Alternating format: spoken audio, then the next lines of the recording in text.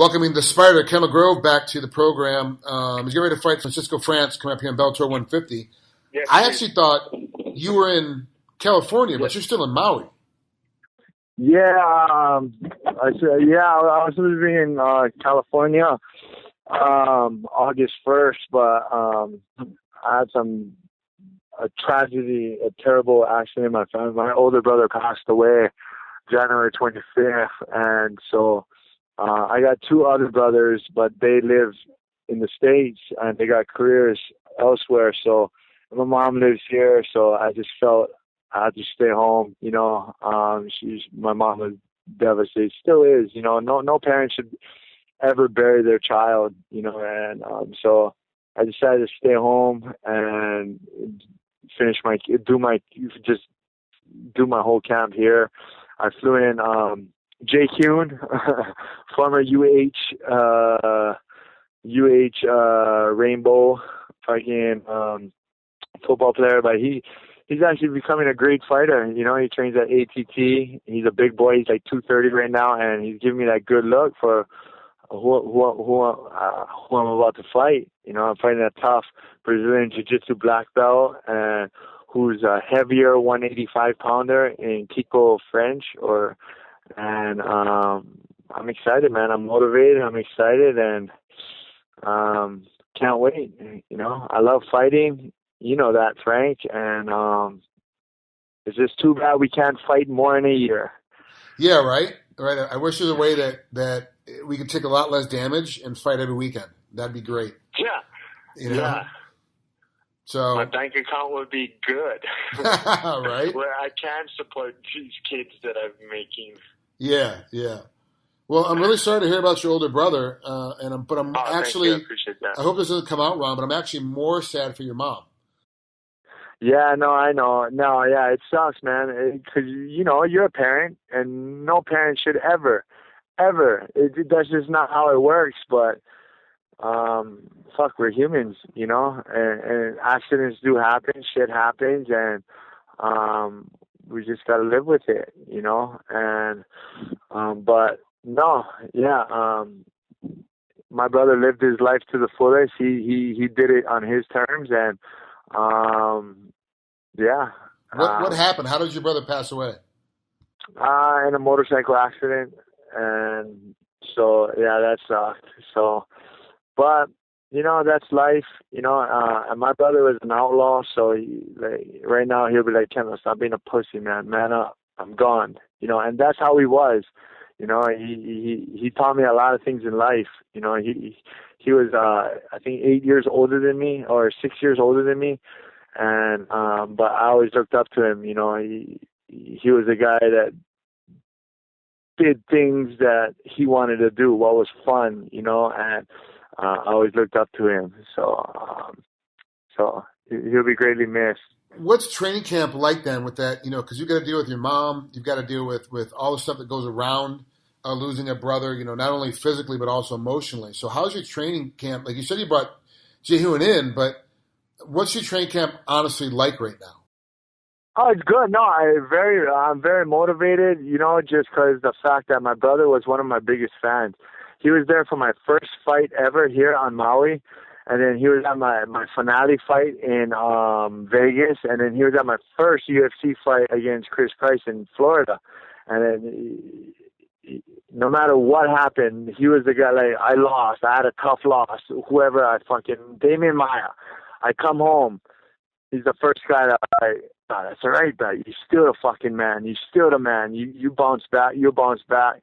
And I hear him say that to me every day. Every day I think of him. Yeah, I've been on an emotional roller coaster. Because your older brothers are your heroes to you. And but I turned it into motivation to train harder. I've been training with Maui Jiu-Jitsu out here on Maui. They have great Jiu-Jitsu guys, black belt, brown belt, big guys, and I got bit by the bug, and all my instructors, they'll come to my house. I got mats. I do privates twice a week with them. I go up to their class Monday, Wednesday, Fridays. I get a good 3-hour wrestling grappling session with them. I'm down to 190. I just jumped on the scale. I just got done sparring Jake. Maybe I'm light because I've been emotionally fucking wrecked, but I'm taking it like, okay, it's going to be an easy weight cut, and I'm fucking eating steak, rice, salad. I'm eating good too. I'm not like I'm eating fried shit, and like, I don't know why, I'm just light. But I'm taking it as a positive, I'm not looking at it as a negative. I feel great. My conditioning is great. I'm doing rounds, and I'm motivated to go in there and just fight my ass off. And come February 26th, it's going to be a fun night for me because I'm going to go out there, win, lose, or draw. I'm going to fucking swing, and I'm going to be very prepared for whatever he shows me. So, and yeah. So, you talked about earlier, the fight every weekend, you have a much better bank account. Usually you're in California for your training camps, which costs you, the flight to get out there, plus food and housing while you're out there in Cali. Is your wife and kids happier that you actually stayed home for this training camp too? Oh yeah, my wife definitely, because it takes a lot of pressure off of her. She's a fucking very strong woman, independent woman, and she now that I'm home, like, my routine every morning is I wake up at 6, I make coffee.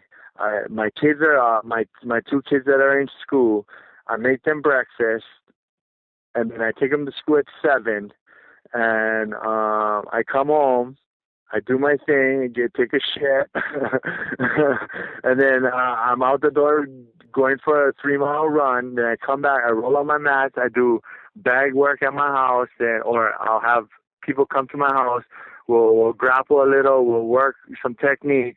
And then I'll chill, and then I'm at home, and then I have my twins and my 4-year-old that's not in school, and then my wife works too. So the days that she works, we don't have to stress out on who's going to watch our kids. So I'm home, I'll watch them, and that's why I train out of my garage. It sounds like amateurish, but I got to do what I got to do to survive, I don't, like, with society nowadays, I just don't trust anybody watching my kids. There's some sick fucks out there. So, I'm a fucking hands-on dad. I cook for my kids. I take them to school. I help them with their homework, even though I suck. I can't even get my daughter's first grade homework. Thank God for my fucking phone and Google. But my daughter's like, "Oh, Daddy, you're not doing it." I was like, just stays between me and you, giving her the answers. but anyways, no, and then on Monday, Wednesday, Fridays at 11, I'll go to do jiu-jitsu up at the Jiu-Jitsu Academy in Haiku. And then I just straight wrestling, jiu-jitsu. And then now that I have a fight, my Luis, our instructor, and Joel, they kind of focus around me. They focus around like MMA style jiu-jitsu, where they're more of a traditional jiu-jitsu kind of school. But now that I'm fighting, I brought in Jake. I go in, we'll top spar a little with the MMA gloves, work on my takedowns, and but it's more like you said. It's more of I'm home. I mean, I have fun going to Bisbee's in Cali, training with them, and like, I can't deny the fact it's great training. I'm training with world-class guys, but I brought in, like I said, Jake, who's making his thing. I think he's number one. I think he'll be fighting for either a 205-pound belt or the 185-pound belt coming up soon this summer. And he's been pushing me too, and he's a 230-pound guy, giving me that good top pressure and being a good training partner. So I feel I'm ready. I know I'm ready. I've always been ready. Even when I'm not ready, I'm ready, Frank. You know that. I'm fucking down the scrap.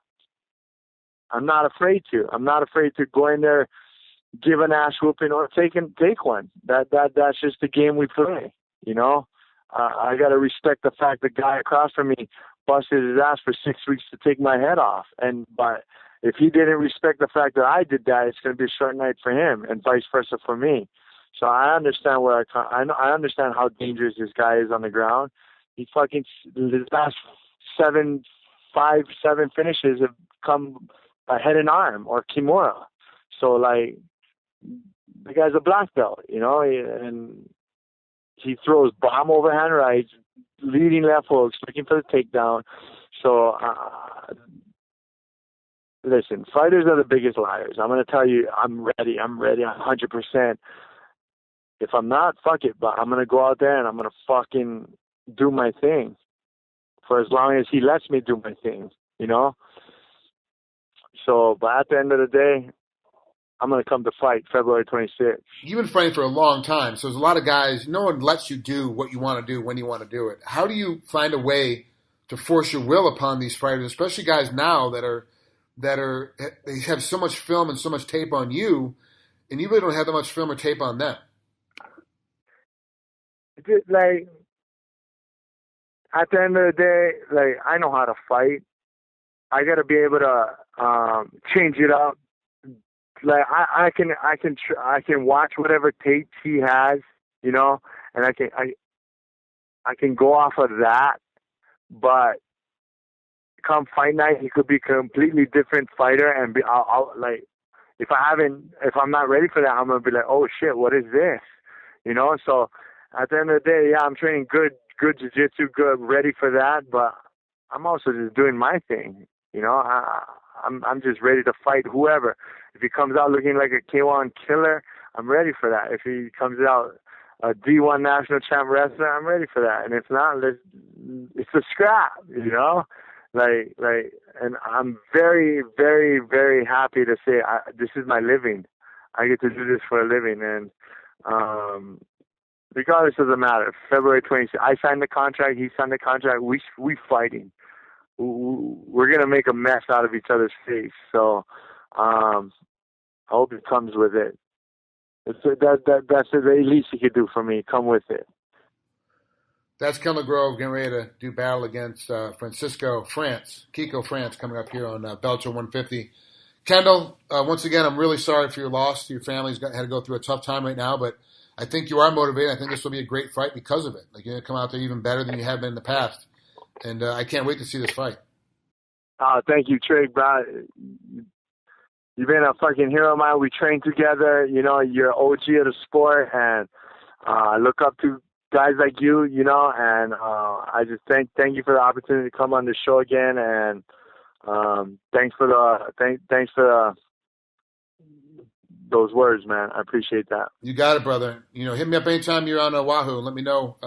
We'll go out and grab some coffee together. All right, automatic. Thank you. Take care, brother.